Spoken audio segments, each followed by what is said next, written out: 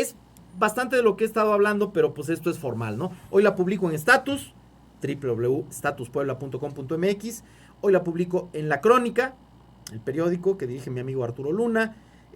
Hace ratito la comenté en Televisa.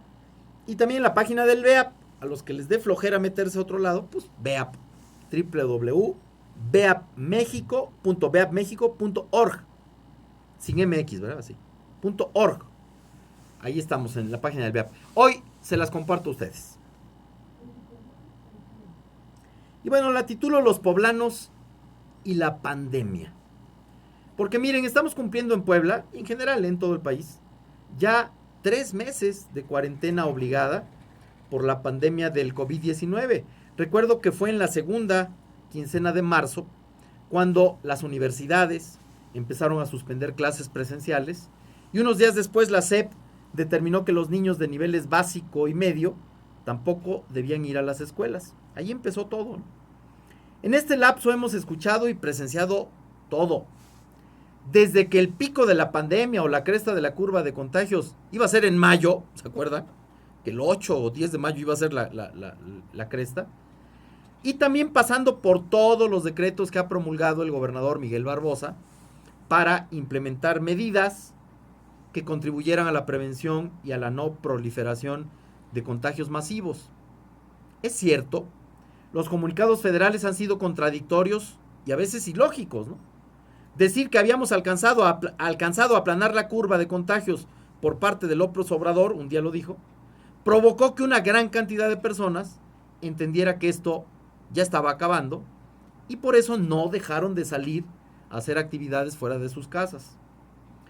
Los dichos federales se han enfrentado con la realidad que percibimos aquí en Puebla y el gobierno estatal de Puebla, porque en Puebla nunca hemos estado en situación de control de la pandemia.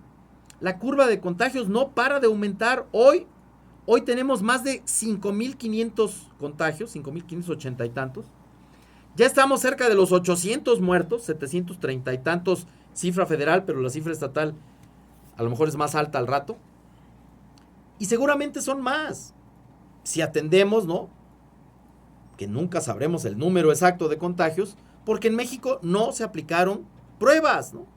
Tampoco sabremos el número de muertos real, porque mucha gente muere y no se registra la muerte como COVID-19.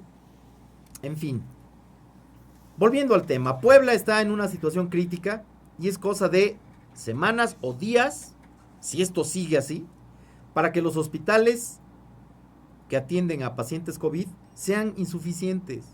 Ahí veremos el tamaño real de la emergencia sanitaria, cuando ya no se puedan atender pacientes enfermos y empiece a morir la gente en sus casas o en las calles, ¿no? Como vimos en Guayaquil, en Ecuador. Ese es el momento real. No vemos aún el pico de la pandemia. Seguramente llegará, como en cualquier epidemia, pero aún no se ve para cuándo, ¿no?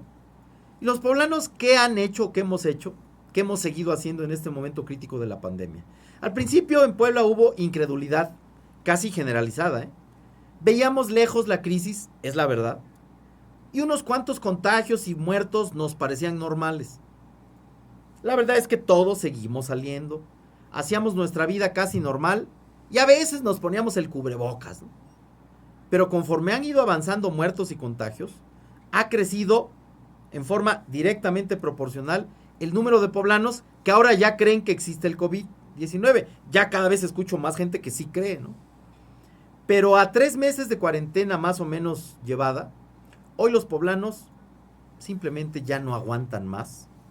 Un buen número pudo aguantar más o menos en casa la pandemia. Otros no podían y tenían que salir a trabajar. Otros podían quedarse y aún así salieron, ¿no? La pandemia se generalizó y hoy ya todos conocemos a alguien contagiado. Todos, ¿eh? Y sabemos de algún muerto. Todos. Y en momentos de crisis, en estos momentos de crisis, la gente culpa al gobierno de todo lo que pasa. Pero no hay un solo gobierno en el mundo, créanmelo, que no haya sido cuestionado por el manejo de la crisis. ¿Cómo no, Rodolfo? Nueva Zelanda pudo salir de la epidemia y hoy no tiene ningún contagio ni muerto. La primer ministro, muy bien, La primer ministro, mis respetos, Sí, pero Nueva Zelanda es una isla y tiene 4.800.000 habitantes. O sea, Puebla, estado, tiene más habitantes que Nueva Zelanda, para que me entiendan. No. Todos los gobiernos fueron duramente criticados por sus ciudadanos, de todas las filiaciones y partidos. Simplemente ante una epidemia de estas dimensiones, los gobiernos poco pueden evitar la propagación y las muertes. Poco pueden hacer. Desde luego los países desarrollados tienen mejores posibilidades de afrontar una crisis así. Pues tienen más hospitales, en fin.